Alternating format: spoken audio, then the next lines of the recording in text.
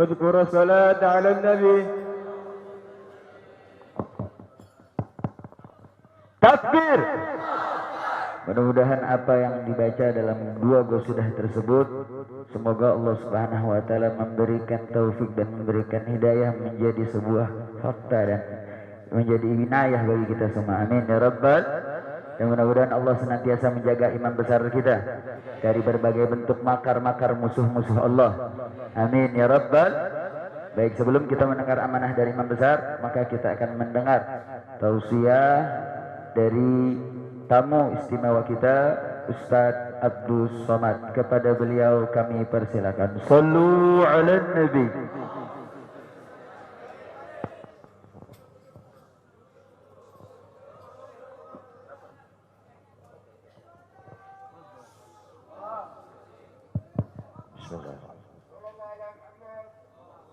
Assalamualaikum warahmatullahi wabarakatuh. Alhamdulillah wassalatu wassalamu ala Rasulillah wa ala alihi wa sahbihi wa man da'a bi da'watihi wastanna bi sunnatihi ila yaumi liqa'i rabbih. Al-habaib al-afadil al-ulama al-ajilla nafa'ana Allah bi ghaziri ulumihim wa bi husni adabihim wa lutfihim. Ja'alana Allah wa iyyahum ma'al habibil mustafa fi jannatihil ula. Orang yang menyambut beliau, kalau dia masih ada ikatan dinas, maka beberapa hari ini kita lihat orang itu dihukum dari jabatannya. Orang yang mengupdate status kalau menulis nama beliau, maka Instagramnya akan diblokir. Hanya menulis namanya saja, maka Facebooknya akan ditutup. Orang menjadi takut untuk menjenguk beliau, kecuali orang-orang yang takutnya sudah dihabiskan hanya untuk Allah Subhanahu wa taala. Apa dosanya? Apa salahnya? Berapa triliun negeri ini pernah dirugikannya?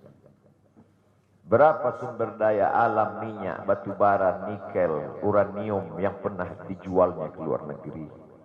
Berapa BUMN perusahaan yang pernah dijualnya aset-aset negara? Ada yang pernah dia jual? Dia hanya mengajak anak muda yang selama ini pencandu narkoba menjadi bertaubat kepada Allah. Dia hanya membangkitkan semangat anak muda yang selama ini berzina menjadi orang-orang yang takut kepada Allah. Dia hanya mengajak mereka yang memakai baju hitam, pakaian hitam, berubah menjadi pakaian putih. Mereka berusaha untuk memutihkan catatan amal baik mereka di hadapan Allah. Dia hanya menyadarkan umatnya supaya sadar bahwa politik itu penting. Angkatlah pemimpin yang adil dan amanah. Dia hanya sedang mengajak umatnya supaya jangan memilih pemimpin kafir. Salahkah perbuatannya? Tidak. Dia tinggal negara demokrasi. Dalam dunia demokrasi, siapapun berhak untuk mengajak menyuarakan kebenaran. Dia tidak melawan sultan, dia tidak melawan ulil amri, dia tidak melawan siapapun. Dia hanya melawan ketidakadilan. Hari ini saya berangkat setelah sholat subuh menuju airport, naik pesawat. Setelah naik pesawat, naik mobil. Setelah naik mobil, jalan macet, saya mesti turun naik sepeda motor. Setelah naik sepeda motor pun juga tidak bergerak, jalan kaki. Akhirnya sampai kemari. Dalam hati saya berkata, celaka betul orang yang mengatakan kemarin katanya tidak ada akan menyambutnya. Sudah 3 hari, saya pikir 3 hari tidak ada orang lagi. Saya akan datang bisa duduk berdua dengan beliau. Saya tidak datang mau ceramah, saya tidak datang mau tausiah, saya tidak mau datang mau tablik akbar. Ternyata yang menyambutnya seramai ini, sebanyak ini, orang berjalan kaki, anak-anak muda berjalan kaki, orang tua, ibu-ibu duduk di pinggir jalan. Apa yang membuat mereka datang kemari? Satu, cinta. Lagu baru ni'aliha ahabbu ilayya wa asfali balwaha, kata Qais. Debu yang menempel di sandal Laila lebih dapat menghilangkan rasa sakit dan duka.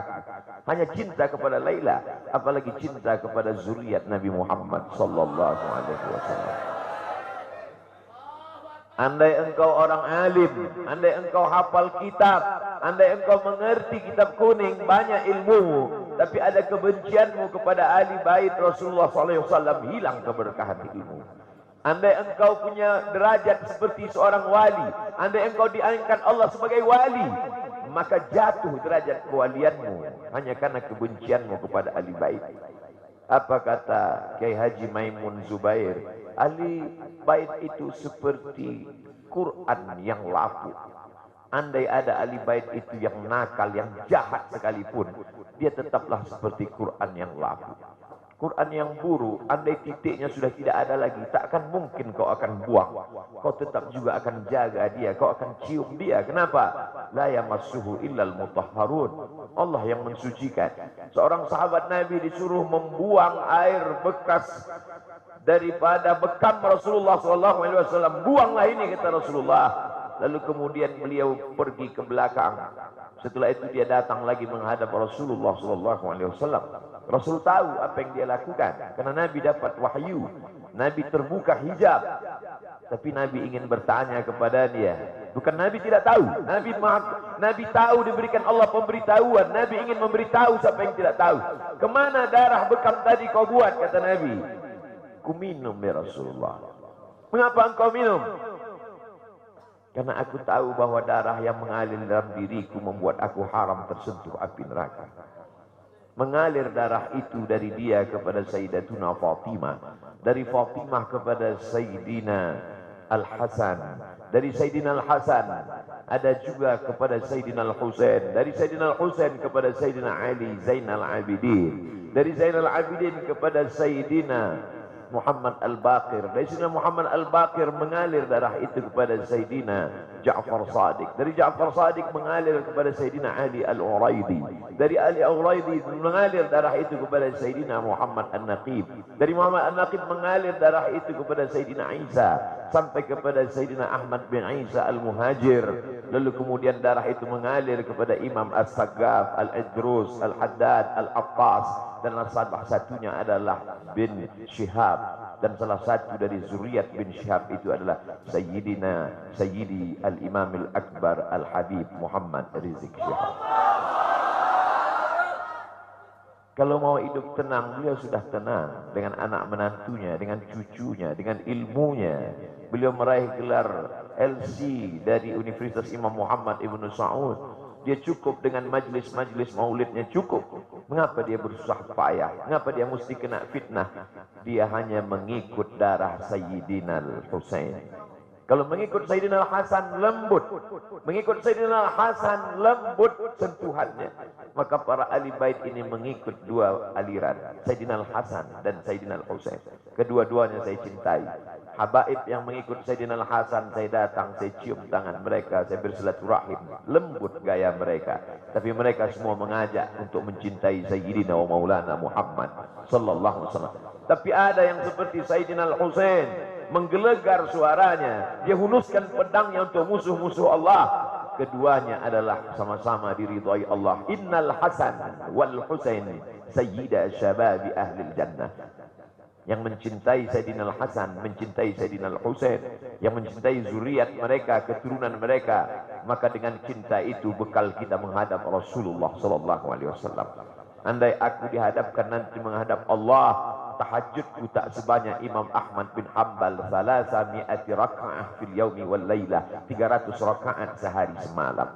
Andai aku dihadapkan kepada Rasulullah sallallahu alaihi wasallam, maka jihadku tidak sebanyak Sayyidina Khalid ibn Walid. Setiap jengkal kulitnya, setiap tetes darahnya tak lepas daripada tebasan tombak, anak panah dan pedang. Andai aku dihadapkan kepada Sayyidina Maulana Muhammad sallallahu alaihi wasallam, amalku tak sebanyak Abdurrahman ibn Auf. Lalu apa bekalmu, hai Abdul Somad? Adakah ceramah-ceramahmu itu bisa kau jadikan bekal menghadap Allah? Tidak.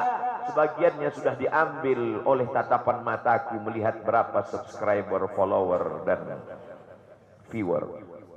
Abdul Somad mungkin habis amalnya sudah riya. Satu-satunya yang akan kujadikan bekal menghadap Rasulullah hanyalah aku pernah mencintai keturunanmu. Aku pernah mencintai zuriat.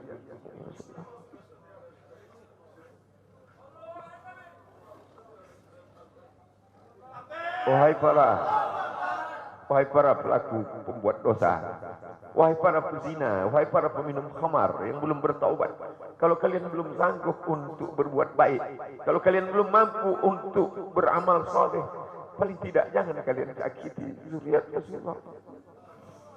Jangan kalian keluarkan kata-kata, jangan keluarkan kata-kata fitnah.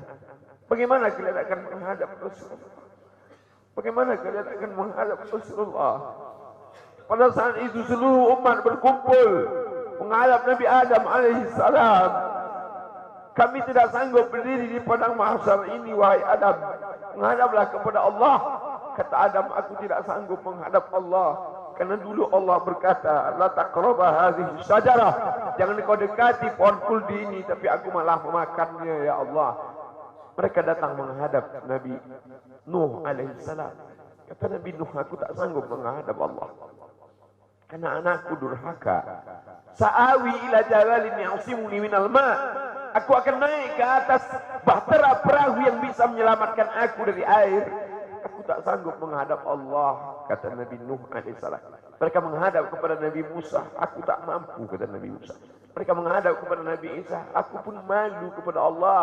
Karena mereka jadikan sembahan di atas muka bumi Allah. Mereka hanya mampu menghadap Sayyidina wa Maulana Muhammad sallallahu alaihi wasallam. Wahai para peminum khamar, wahai para pezina, wahai para pelaku dosa, kalau kalian belum mampu beramal soleh, belum mampu bertobat, paling tidak jangan kalian zina zuriat Rasulullah SAW. Bagaimana kalian akan menghadap Rasulullah? Pada saat itu tak ada syafaat. Man dzalladzi yashfa'u 'indahu illa bi'iznih. Tak ada satu pun yang bisa memberikan syafaat kecuali Sayyidina wa Maulana Muhammad sallallahu alaihi wasallam. Wahai para pemimpin, yang hari ini kau dititipkan amanah kekuasaan. Beberapa hari ini kau lihat apa yang dilakukan orang pada Donald Trump. Kurang hebat apa lagi Trump? Negara adidaya, kekuasaan, kaya raya. Tapi ketika kekuasaan itu diambil oleh Joe Biden, kita pun malu melihat video ejekan-ejekan itu. Kalau hari ini kau punya kekuasaan, saudaraku, sampai masanya kau juga akan mengalami seperti yang dialami oleh Trump. Jabatan itu dicabut Allah Ta'ala. Saya masih melihat video bagaimana Bapak Susilo Bambang Yudhoyono sampai ke Pekanbaru beberapa tahun yang lalu. Di depan balihonya disobek. Beliau jenderal, ganteng, punya partai. Tapi setelah kekuasaan itu tak ada di tangannya, difitnah, dibuli, balihonya disobek. Bagaimana agaknya ketika tiga hal itu tak ada pada diri kita. Tidak jenderal, tidak ganteng, dan tak pula punya partai. Fa'tabiru ya ulil absar. Menangkap ikan di Bukit Selasih. Demikian, terima kasih. Assalamualaikum warahmatullahi wabarakatuh.